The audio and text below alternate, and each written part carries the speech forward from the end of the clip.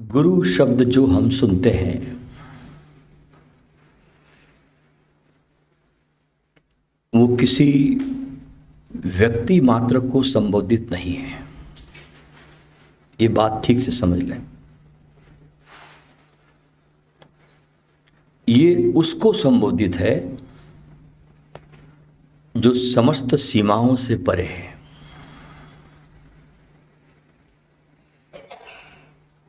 एक शरीर, एक मन, इसके भीतर, इसके माध्यम से, शरीर के माध्यम से, मन के माध्यम से एक चेतना प्रकट होती है जिसे हम गुरु कहते हैं। इसलिए गुरु एक इंद्रधनुष की तरह एक घटना है, एक रेनबो जिसमें कई रंग समाहित है। क्योंकि गुरु कोई पदवी, उपाधि या कोई वैसा व्यवसाय का नाम नहीं है। फिर क्या है गुरु? ध्यान रहे कि गुरु रूपी घटना तब घटती है, ध्यान से सुनना, जब किसी के भीतर जानने की अदम्य प्यास जगती है। ये गुरु की घटना कब घटती है? जब किसी के भीतर अपने को, स्वयं को जानने की अदम्य प्यास जगती है। ऐसी प्यास, ऐसी जिज्ञासा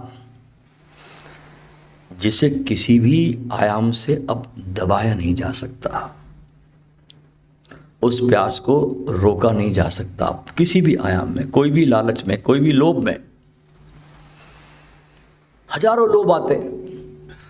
जब इस रास्ते पर आदमी चलता है तो कई प्रकार की शक्तियां काम करेगी, आपको बहुत लोभ देगी, बहुत कुछ दिया जाएगा आपको, आपकी यात्रा को रोक देने के लिए।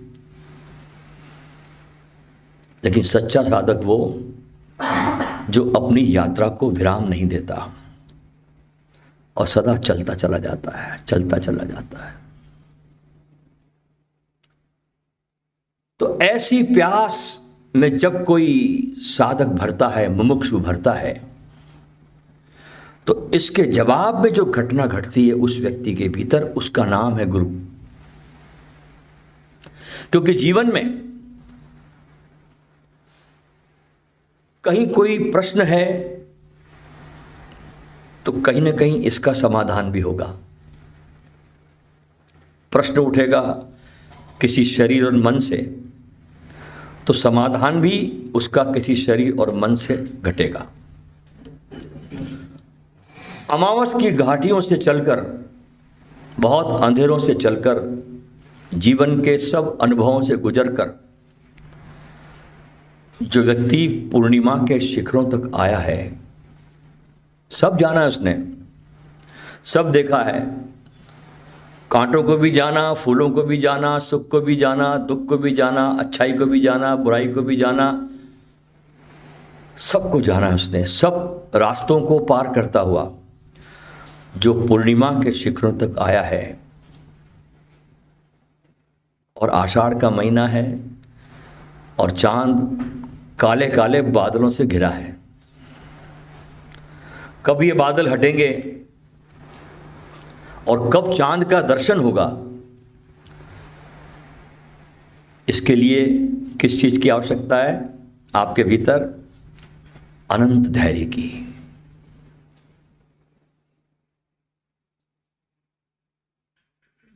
क्योंकि आषाढ़ का महीना है, काले काले बादल ने चांद को घेर लिया है।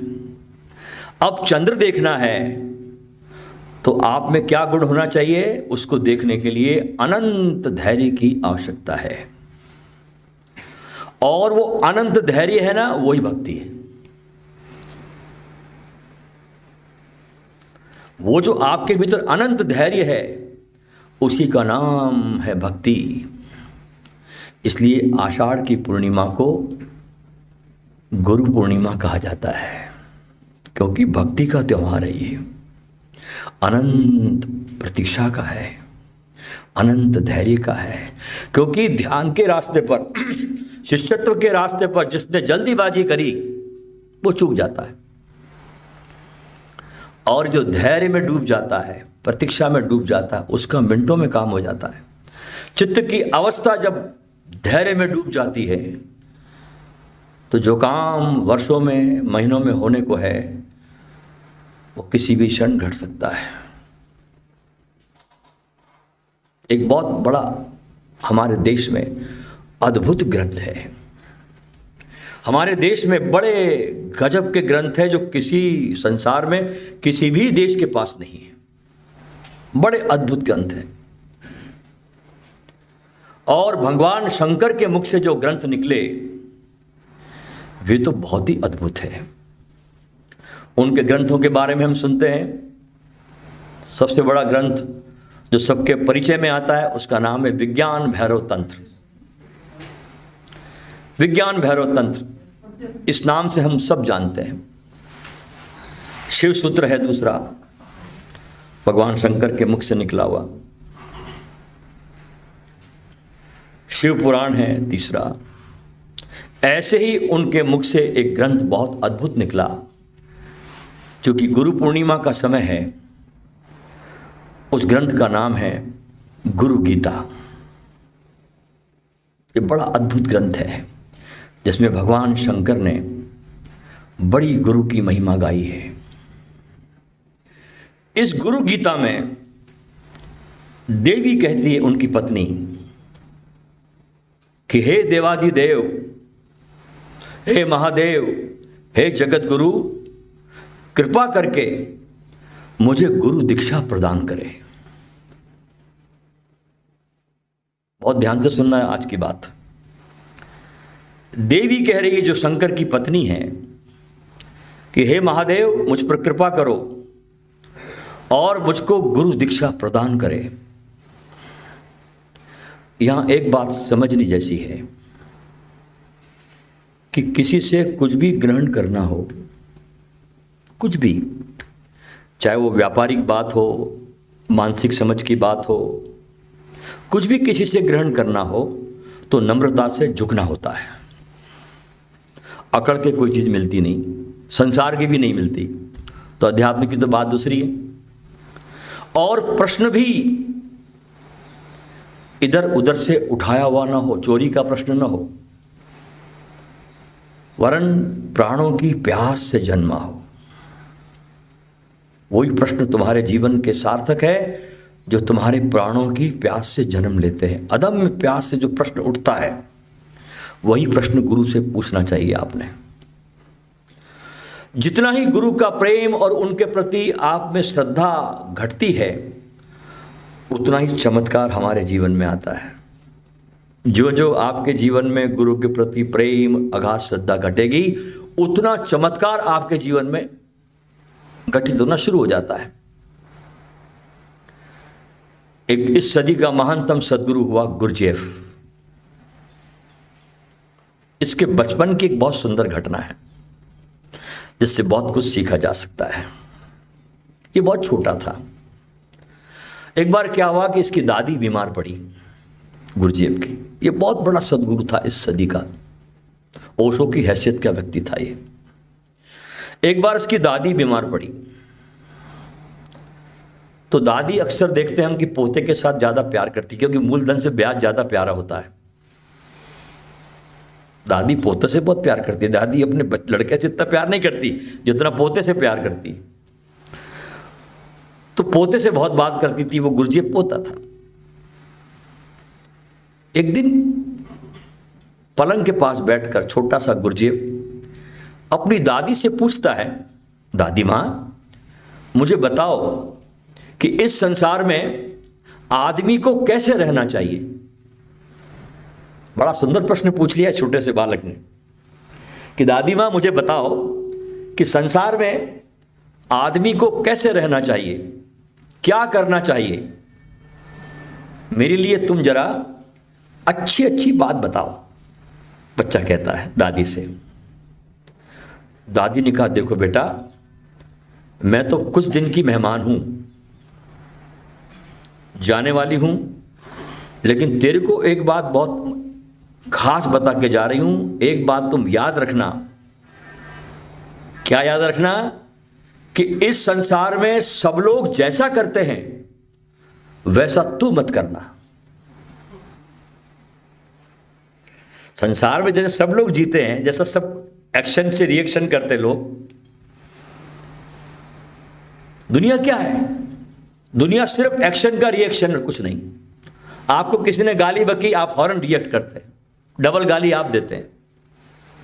दुनिया पूरा एक्शन और रिएक्शन का खेल है। तो दादी कह रही है जैसा दुनिया करती है, संसार में लोग करते हैं, वैसा तू मत करना। तुझे कुछ काम करने का अवसर मिले तो तू थोड़ा दूसरों से अलग और बेहतर करना, अलग अंदाज में करना। ये मेरी पहली सीख है तुमको। नकलची बंदर दुनिया में भरे पड़े, लेकिन तुम वही काम सबसे अलग तरह से करके दिखाना। ये छोटे बच्चे गुरुजी अपने बड़े गौर से सुना और ध्यान भी रखा इस बात को, दादी के बात को। लेकिन दादी आखिर गुरजेब की दादी थी, तो उसी समय दादी के पलंग के पास बीमार थी वो, तो फल फ्रूट रखे पड़े थे वहां। तो एक एप्पल उठाया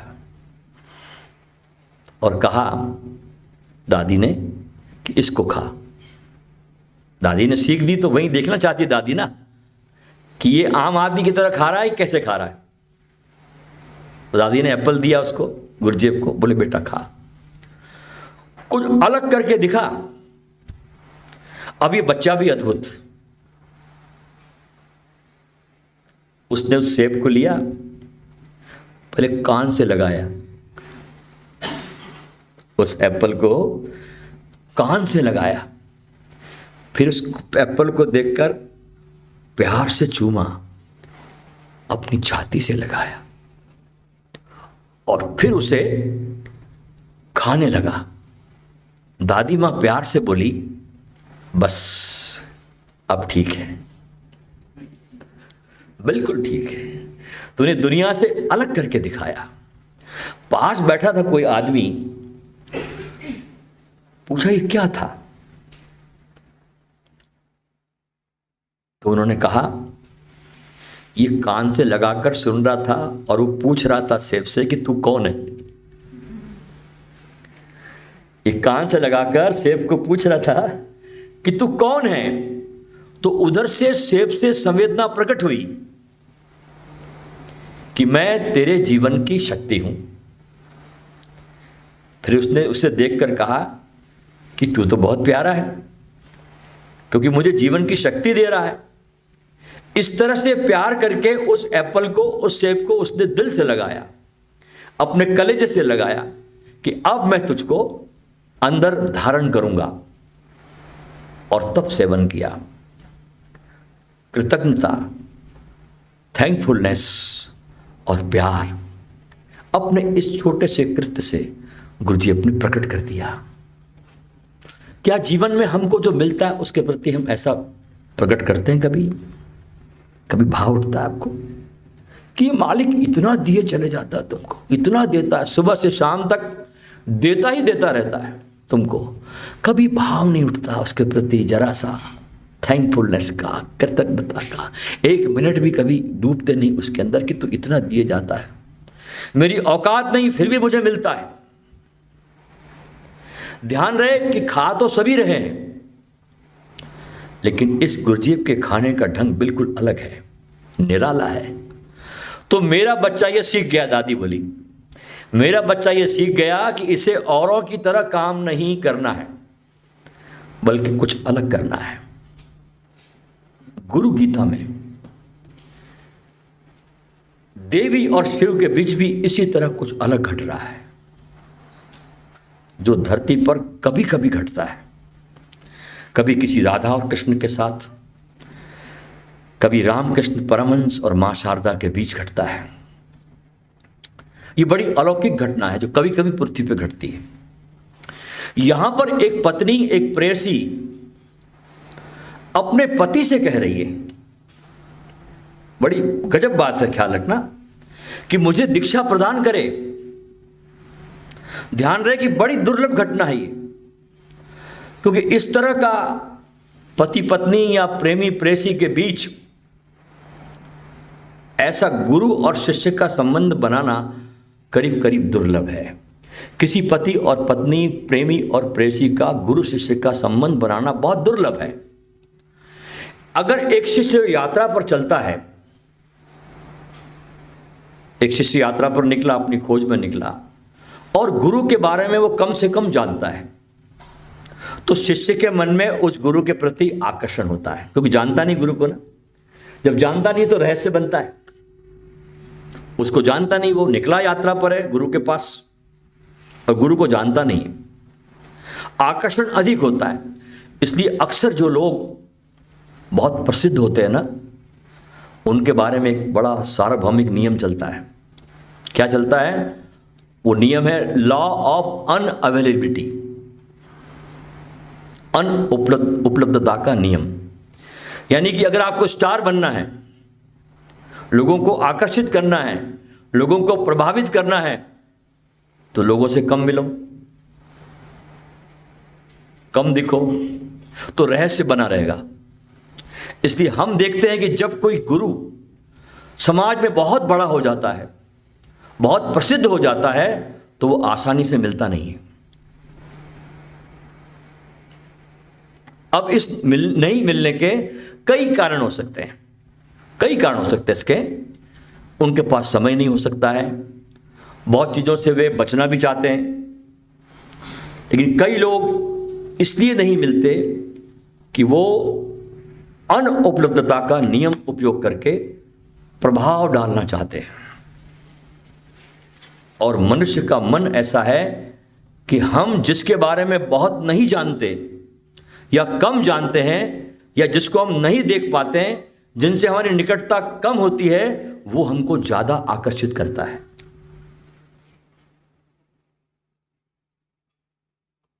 लेकिन अगर हम किसी के निकट हो जाए, 24 घंटे उसके साथ रहे,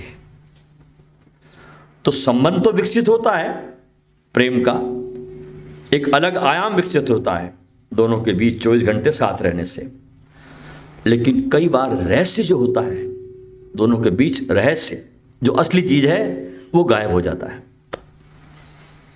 और हर आदमी के भीतर, प्रेसी के भीतर भी और प्रेमी के भीतर भी, पत्नी के भीतर भी और पति के भीतर भी इतनी चीजें छुपी हुई है, इतनी परतें हैं छुपी है कि वो निकलकर सामने आती है। जब परतें निकलकर सामने आती है, 24 घंटे का साथ है किसी प्रेसी और प्रेमी का, किसी पति किसी पत्नी का, तो सबसे ज्यादा द्वंद्वपूर्ण रिश्ता हो जाता है। इसलिए दुनिया में देखिए आप, पति और पत्नी के बीच संवाद नहीं होता, विवाद ज्यादा होता है।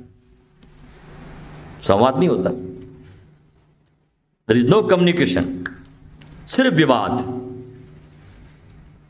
क्योंकि 24 घंटे साथ में, हर परत को देख लिया है पत्नी ने भी पति के, पति ने भी अपनी सारी पत्नी के परतों को उगाड़ के देख लिया, सब कुछ देखा जा चुका। एक दूसरे की अच्छाइयां भी जानते हैं, बुराइयां भी जानते हैं, सब कुछ जानते हैं। इसलिए पति पत्नी एक दूसरे की आध्यात्मिक यात्रा में यकीन नहीं कर पाते हैं, क्योंकि वे देखते हैं ऐसा पति, ऐसी पत्नी, ये अनेक प्रकार की इच्छाओं में उलझे हुए, कामनाओं में लिप्त, जीवन से भयभीत, ये सब चीजें एक दूसरे को, एक दूसरे की पता है। तो इस परिस्थिति में, इस सिचुएशन में एक दूसरे के प्रति सम्मान का हो पाना बहुत कठिन हो जाता है। इसलिए कलह होती है। आई बात समझ में? तुम्हारे जीवन में कलह क्यों है? कि ये कारण है कलह के। इसलिए कलह होती है और लड़ाई होती है। लेकिन इसका दूसरा पहलू एक और भी है जो बहुत महत्वपूर्ण है। वो क्या है? कि 24 घंटे किसी के साथ रहे और आपस में उन दोनों का रहस्य दिन प्रतिदिन बढ़ता ही जाए। तो ऐसी घटना को गुरु से संबंधित घटना कही जाती है एक दूसरे के साथ। एक गुरु और एक बुद्ध एक इतनी बड़ी रहस्यमय घटना है कि हम उनके जितने करीब निकटतम होते जाते हैं उतना रहस्य और गहराता चला जाता है। वो कम नहीं होता, सम्मान भी कम नहीं होता, क्योंकि इतनी गुरु के पास हमको अनछुई परतें दिखाई पड़ने लगती है कि अब अगली परत क्या होगी। और ये नई नई परतें अपनी परिपूर्णता में इसलिए खुल जाती है क्योंकि हर व्यक्ति अपने अलग अलग तलों पर जीता है। दिन भर में कई तल बदलता आदमी, और हर तल पहले से सर्वोत्तम तल की तरफ यात्रा करता है, क्योंकि मनुष्य की चेतना का यह ढंग है, सदा आगे जाता है। अब जो शुद्ध रूप से वर्तमान में ठहर गया उसके जीवन में अब कुछ भी बासी और पुराना नहीं है, उसके जीवन में कुछ भी उधार नहीं है, कहीं भी अटकाव नहीं है। हमेशा जीवन एक रहस्यपूर्ण में गुजरता जाता। और ये चीज़ें जब हमारे संबंधों में घट जाए, पति पत्नी के बीच, प्रेमी प्रेमिका के बीच, अगर ये चीज़ घट जाती है, रहस्य घट जाता है, सदा जीवंतता रहती है, वर्तमान में उपस्थित रहते हैं, अगर ये चीज़ें घट जाए तो ये बहुत दुर्लभ घटना होती है। गुरु गीता के इस सूत्र में देवी महादेव से कह रही है कि मुझे दीक्षा दे, यानी अब वो एक शिष्य की यात्रा में जाने को तैयार है महादेव के साथ। इसलिए वो शिव से निवेदन कर रही है कि आप मेरे गुरु हो जाइए। अब हम समझने की चेष्टा करें कि थोड़ा गहराई से कि गुरु दीक्षा क्या होती है, क्योंकि गुरु दीक्षा कोई जादू की छड़ी नहीं घुमा दी, या कोई जादू की वैक्सीन नहीं है कि आपको वैक्सीन लगा दी और गुरु दीक्षा घट गई। गुरु दीक्षा वो घटना है जब शिष्य समर्पित होने के लिए तैयार है, जैसे देवी समर्पित हो गई शिव के प्रति। लेकिन समर्पित कैसे? ये समर्पण ऐसा नहीं है कि शिष्य के भीतर तो संशय भरा पड़ा है, शक ही शक है गुरु के प्रति, और बाहर अपना काम निकालने के लिए समर्पण दिखाता है। भीतर संशय भरा है। ऐसा कोई शिष्य नहीं मिलता, बहुत रेयर मिलते हैं जिसके मन में गुरु के प्रति संशय ना हो, और बाहर समर्पण लोग दिखाते रहते हैं। एक दूसरा शिष्य और भी होता है, वो अपने जिज्ञासा के ज्वलंत पड़ाव पर खड़ा हुआ है कि जीवन में जो भी मौलिक अर्थ है जिसे जानने के लिए वो अपना पूरा जीवन दांव पर लगा सकता है। वो जो दांव पर लगाने का जो भीतर जो चेतना का संकल्प है वो है समर्पण। इसलिए उस स्थिति में समर्पण जो है वो जीवित एक लपट बनता है, एक धार दिखाई देती है, और वो ऐसा समर्पण लुंज-बुझ मरा मुर्दा समर्पण नहीं होता। उसमें एक त्वरा होती है, एक आग होती है, क्योंकि ज्वलंत बन गया, उसका पूरा होना एक प्रश्न बन गया। क्योंकि और हमारे पास है क्या समर्पण करने के लिए? धन, पद, जो व्यवस्थाएं हैं, ये तो बहुत मामूली चीज है। लेकिन जब व्यक्ति इस मुकाम पर पहुंच गया जहां उसको जीवन का अर्थ नजर नहीं आता, और जिस बिंदु पर बुद्ध खड़े थे, अब देखना,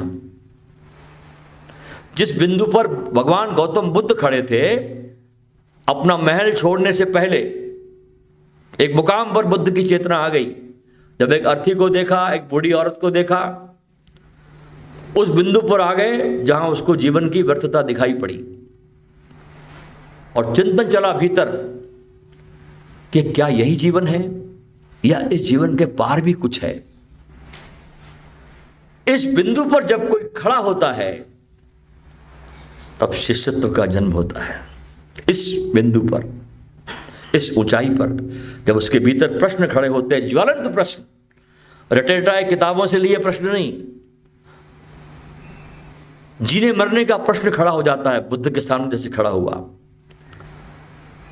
और जब ऐसा प्रश्न खड़ा होता है शिष्य के मन में, तो फिर पूरा अस्तित्व किसी शरीर और मन के माध्यम से बोलता है।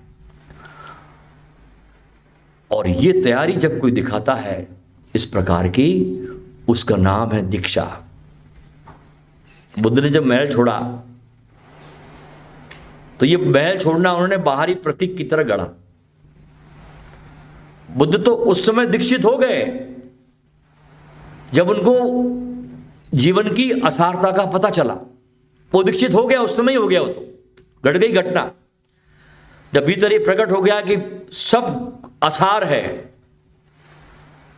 जब उनको व्यर्थता का बोध हुआ और उन्होंने विराट को पाने का संकल्प किया, उस समय वो शिष्य हो गए।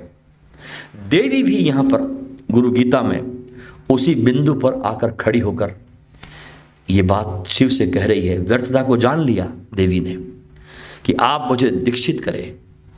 दीक्षित यानी आप हमें, वो हमारी यात्रा को स्वीकार करें। तो ये दुर्लभ घटना है जब कोई पत्नी या प्रेसी किसी के सम्मुख अपने इस तरह से रहस्य को जानने के लिए समर्पित हो जाए। और फिर इसके बाद जब समर्पित होते हैं तो हर परत का अपना रंग है, अपना उल्लास है। फिर परत धीरे धीरे धीरे धीरे खुलने लगती है। असली बात है समर्पण। इसलिए विज्ञान भैरव तंत्र को अगर आप पढ़े, उसमें 112 विधियां भगवान शंकर ने देवी को मात्र बदल जाने के लिए दी। देवी प्रश्न पूछती है, शिव कोई जवाब नहीं देते, सिर्फ विधि देते। ऐसा कर तो ऐसा होगा, ऐसा कर तो ऐसा हो जाएगा।